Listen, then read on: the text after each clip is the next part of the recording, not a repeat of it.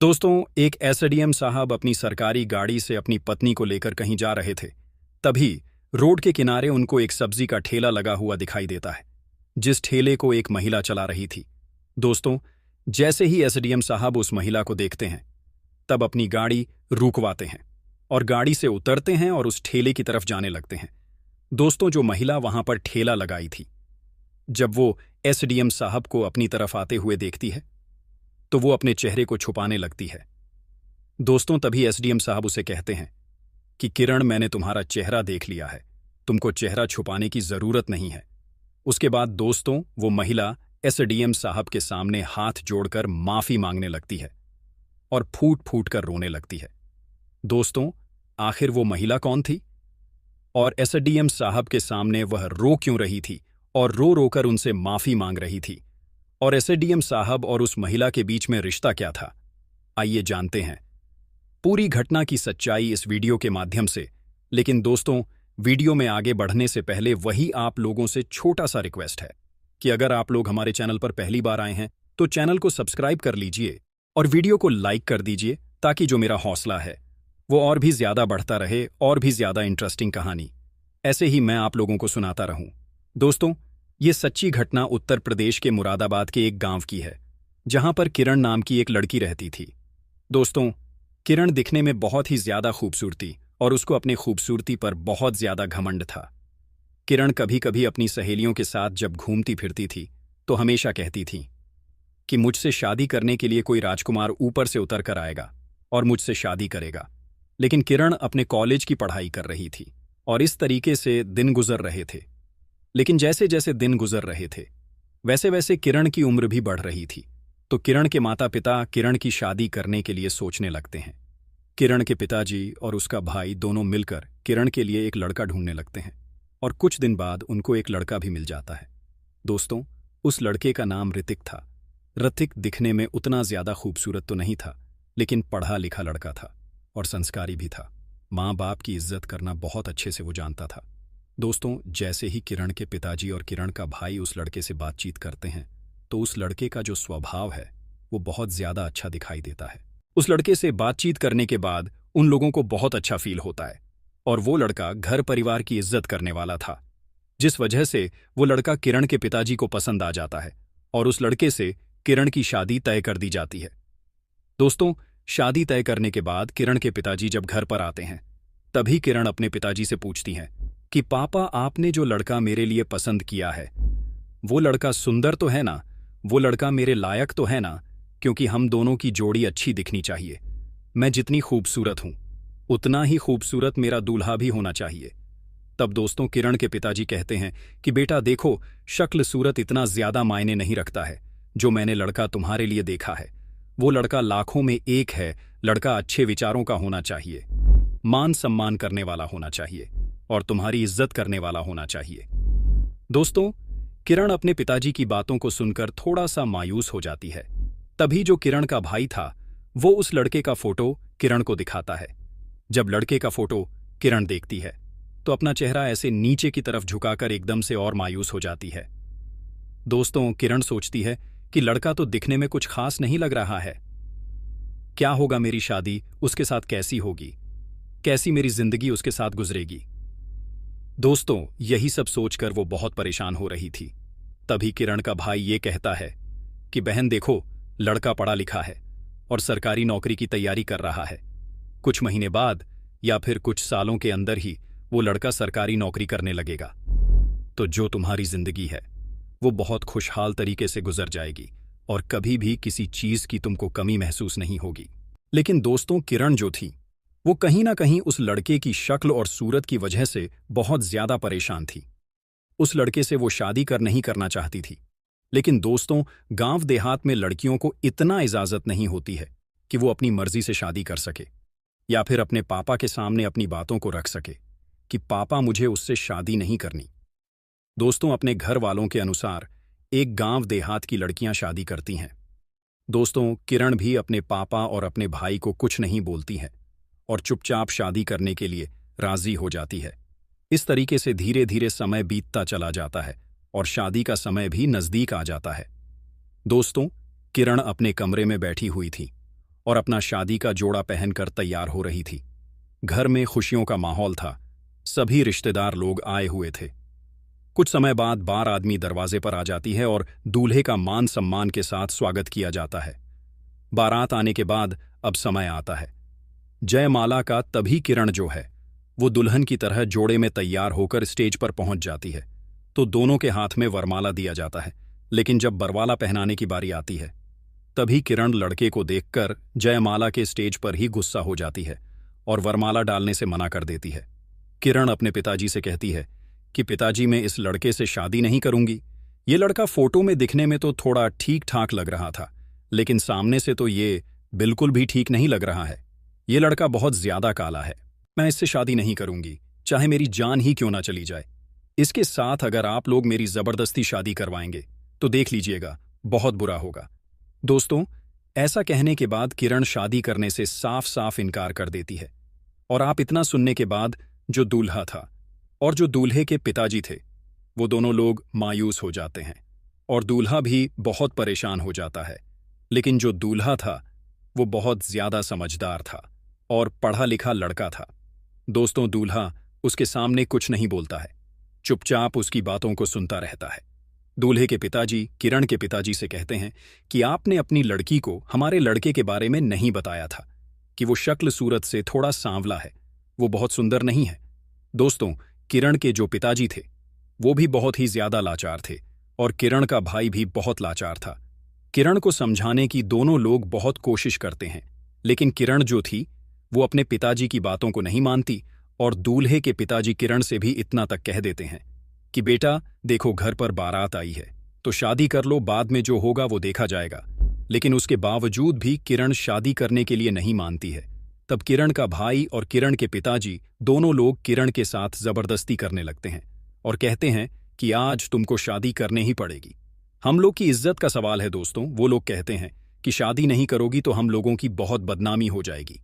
दोस्तों, इस तरीके से उस दिन किरण को समझाया जा रहा था। तभी गांव के ही कुछ लोग पुलिस को फोन कर देते हैं और बता देते हैं कि शादी विवाह में झगड़ा हो गया, लड़की शादी नहीं करना चाहती है। तब तक दोस्तों आधे घंटे के अंदर मौके पर पुलिस भी पहुंच जाती है। जब पुलिस वाले वहां पर आते हैं तब लड़की के पिताजी को और उसके भाई को समझाते हैं। पुलिस वाले कहते हैं कि देखिए, अगर लड़की शादी करने के लिए राजी नहीं है तो आप जबरदस्ती उसकी शादी नहीं कर सकते हैं। अगर उसका मन नहीं है तो उसको छोड़ दीजिए, क्योंकि उसका ये अधिकार है और ये अधिकार उसको कानून ने दिया है। दोस्तों, किरण के पिताजी और उसका जो भाई था वो दोनों लोग लाचार हो जाते हैं और मजबूरी में जो लड़का था, जो दूल्हा था, उसको अपनी बारात वापस ले जानी पड़ जाती है।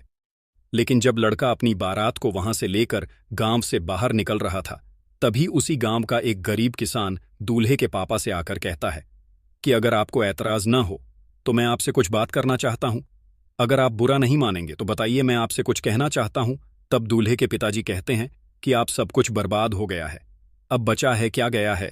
इससे ज्यादा हमारी बदनामी क्या हो सकती है, इससे ज्यादा बुरा हमारे साथ क्या हो सकता है, बताओ क्या बात है। तब दोस्तों वो किस कहता है कि अगर आप मेरी बातों को मान जाएंगे तो आपको बारात वापस लेकर नहीं जाना पड़ेगा। तब दूल्हे के पिताजी कहते हैं कि बताओ क्या बात है। तब वो किस कहता है कि साहब देखिए, हमारी एक बेटी है, वो ज्यादा पढ़ी लिखी तो नहीं है, लेकिन बड़ों का इज्जत करना बहुत अच्छे से जानती है, घर का सारा काम को जानती है, सब कुछ आपका काम कर देगी, खाना पीना बना देगी और आपके लड़के को बहुत खुश रखेगी, उसकी बहुत ही ज्यादा सेवा करेगी और आप लोगों की भी इज्जत करेंगी। अगर आप लोग बुरा नहीं मानेंगे तो आप हमारी बेटी से शादी करके बारात लेकर जा सकते हैं। हम बहुत गरीब हैं, पैसे दंड दहेज तो नहीं दे पाएंगे, बस अपनी बेटी को ही आपको दे सकते हैं। दोस्तों, पुराने जमाने में जब किसी की बारात वापस चली जाती थी तो गांव के लोग इसी तरीके से शादी करवाकर बारात को विदा करते थे, जिस वजह से दूल्हे के जो पिताजी थे उनको ये बात बहुत अच्छी लगती है, क्योंकि दूल्हे के जो पिताजी हैं वो सोच रहे थे कि शादी में इतना ज्यादा खर्च हो गया है, अब इस घर के लोग आए हैं, अगर शादी नहीं होगी तो उनकी इज्जत का क्या होगा। दोस्तों, इस तरीके से ऋतिक और उस लड़की की शादी करवा दी जाती है और शादी होने के बाद ऋतिक जो है उस लड़की को लेकर विदा करके अपने घर चला जाता है। इधर जो किरण थी वो जब अपनी शादी तोड़ती है तो शादी तोड़ने के 2 महीने बाद नोएडा चली जाती है और वहां पर प्राइवेट नौकरी करने लगती है। दोस्तों, इसी बीच किरण की मुलाकात एक लड़के से हो जाती है। दरअसल दोस्तों, उस लड़के का नाम राहुल था। दोस्तों, किरण राहुल को जब पहली बार देखती हैं, तभी उसको एक ही झटके में राहुल पसंद आ गया था और बार बार राहुल को देखा करती थी। हमेशा राहुल को भी ऐसा लगने लगा था कि जो किरण है वह उससे प्यार करती है, उसको चाहती है। जिस वजह से जो राहुल था, वो कभी कभी या फिर हमेशा वो किरण के आगे पीछे बाइक लेकर घूमता रहता था। दोस्तों, एक साल के बाद किरण और राहुल के बीच में अच्छी खासी दोस्ती भी हो जाती है और दोनों एक दूसरे से प्यार भी करने लगते हैं। किरण सोच रही थी कि चलो अच्छा हुआ कि मैं ऋतिक से शादी नहीं करी हूं, नहीं तो मेरी जिंदगी बर्बाद हो जाती। किरण ये भी सोच रही थी कि जैसा लड़का उसको जीवन में चाहिए था, वैसे लड़का राहुल उसको मिल गया। अब उसकी जिंदगी हंसी खुशी गुजर जाएगी। लेकिन दोस्तों, किरण नहीं जानती थी कि राहुल को वो जितना अच्छा समझ रही है उतना अच्छा राहुल है नहीं। दोस्तों, राहुल जो है वो लड़कियों के साथ मौज मस्ती करता था, जुआ खेलता था, लड़कियों के साथ अवैध उसका संबंध भी था। वह दारू शराब पीता था और पढ़ा लिखा भी नहीं था। लेकिन राहुल की एक खासियत थी। वो खासियत ये थी कि राहुल कभी भी जब किरण से मिलने के लिए आता था, उसके सामने जब आता था तो शराब पीकर या फिर नशे की हालत में नहीं आता था। वो हमेशा एक अच्छा लड़का बनकर किरण के सामने आता था, उससे मिलता था और उसके साथ वक्त बिताता था। दोस्तों, किरण 2 साल बाद अपने माता पिता से बातचीत करती है और राहुल से शादी करने का प्रस्ताव अपने माता पिता के सामने रख देती है। जब किरण के माता पिता को पता चलता है कि किरण अपनी मर्जी से शादी करना चाहती है, तो वो लोग भी उसको मना नहीं करते हैं, क्योंकि वो लोग जानते थे कि एक बार उसकी शादी टूट चुकी है और इस बार भी मना करेंगे तो उसकी शादी टूट जाएगी। यही सब सोचकर वो लोग जो थे वो किरण की मर्जी के खिलाफ नहीं जाते हैं और किरण की शादी राहुल से तय करवा देते हैं। दोस्तों, राहुल देखने में बहुत ही खूबसूरत था, अच्छे अच्छे कपड़े पहनना था, महंगी गाड़ियों से घूमता था। यही सब देखकर जो किरण थी वो राहुल को पसंद करने लगी थी और उससे शादी भी कर ली थी। शादी होने के बाद किरण राहुल के साथ बहुत खुश थी और यही सोच रही थी कि चलो अच्छा हुआ कि मैं ऋतिक से शादी नहीं की। लेकिन दोस्तों, किरण ये बात नहीं जानती थी कि उसकी जिंदगी ऋतिक के साथ बर्बाद नहीं होती, बल्कि उसकी जिंदगी अब जाकर बर्बाद होने वाली थी और उसको इस बात की भनक भी नहीं थी। दोस्तों, शादी होने के 6 महीने गुजर जाते हैं, लेकिन इन 6 महीनों में अभी भी किरण को ये बात पता नहीं चलता है कि उसका जो पति है वो नशेड़ी है और शराब पीता है, क्योंकि राहुल घर पर कभी शराब पीकर आता ही नहीं था। जब भी लड़कियों के साथ उसकी मौज मस्ती करना होता था, अवैध संबंध बनाना होता था, तो वो घर से बाहर होटल बुक करता था और होटल पर भी मौज मस्ती करता था और धीरे धीरे करके ऐसे ही पूरे 1 साल गुजर जाते हैं और किरण एक खूबसूरत बच्चे को जन्म देती है। मगर अब जाकर किरण को थोड़ा बहुत पता चलने लगा था कि उसका जो पति है राहुल वो शराब पीता है। लेकिन दोस्तों, किरण उससे कुछ बोलती नहीं थी। वो सोचती थी कि चलो कभी कभी पीता होगा। लेकिन जैसे जैसे वक्त गुजर रहा था, वैसे वैसे राहुल की जो हरकतें हैं और वो और भी ज्यादा बढ़ती जा रही थी। राहुल और किरण के सामने शराब पीकर आने लगा था और लड़कियों के साथ उसके सामने बातचीत करने लगा था। जब किरण उसको मना करती थी, तब राहुल उसको डांट दिया करता था और कहता था कि कुछ भी अगर बोलोगी तो मार पीट कर तुमको यहां से भगा दूंगा।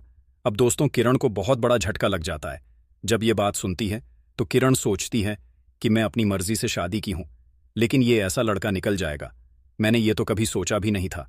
दोस्तों, वो कहती है कि जितनी सुंदर मैं थी उतना ही सुंदर ये भी था, लेकिन मैं सोचती थी कि लड़का मेरी सुंदरता की कदर करेगा, मेरी इज्जत करेगा।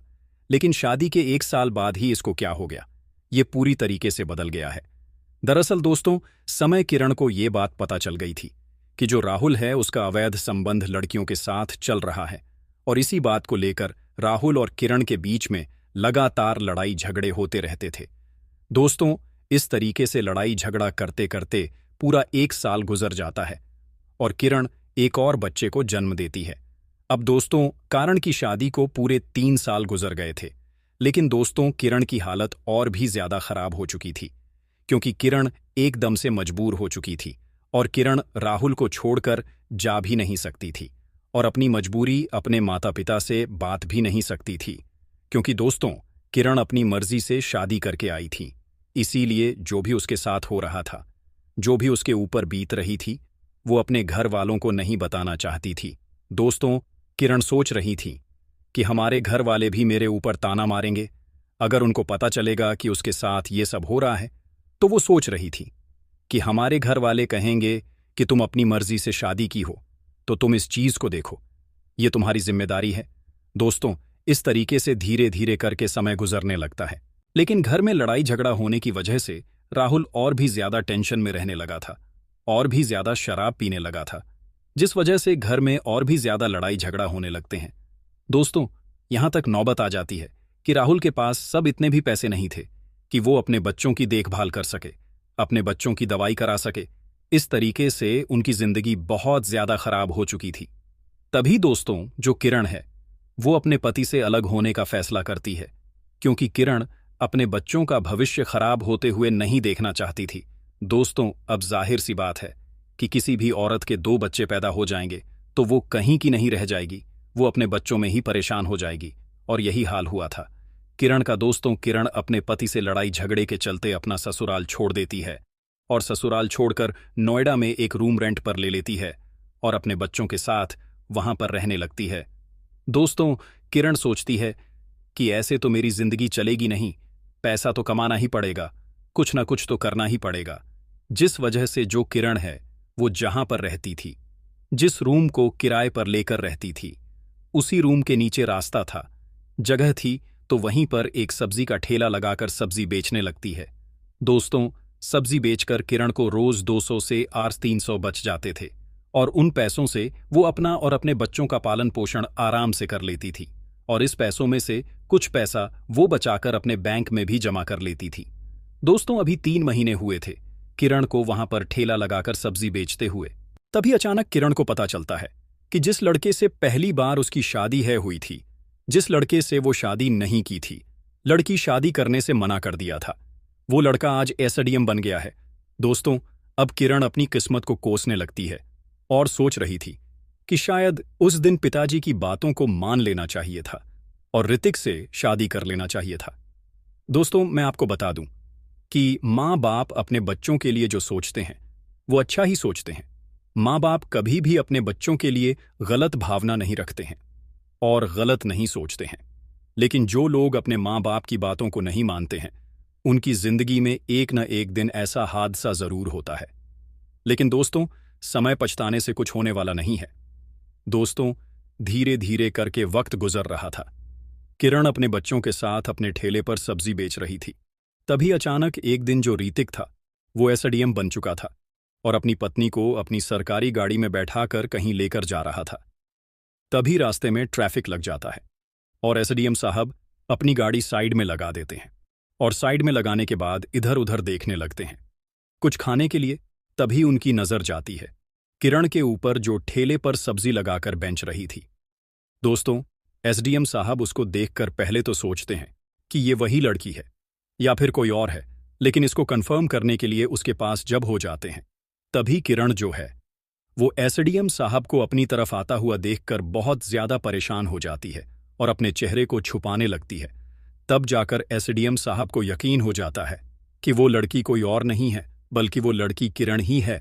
दोस्तों, एसडीएम साहब किरण से कहते हैं कि किरण, मैं तुमको देख लिया हूं, तुम्हारा चेहरा देख लिया हूं, अब तुमको अपना चेहरा छुपाने की जरूरत नहीं है।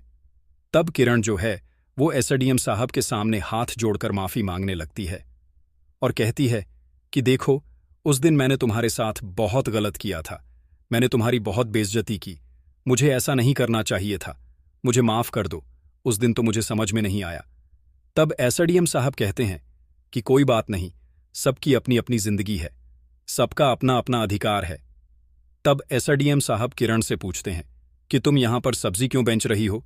तुम्हारी जिस लड़के से शादी हुई थी वो लड़का तो बहुत अच्छा खासा था, मुझे भी पता चला था कि तुम्हारी शादी हो गई है और वो लोग अच्छे परिवार के रहने वाले हैं, मैंने सुना था इस बात को, लेकिन तुम यहां पर सब्जी क्यों बेच रही हो?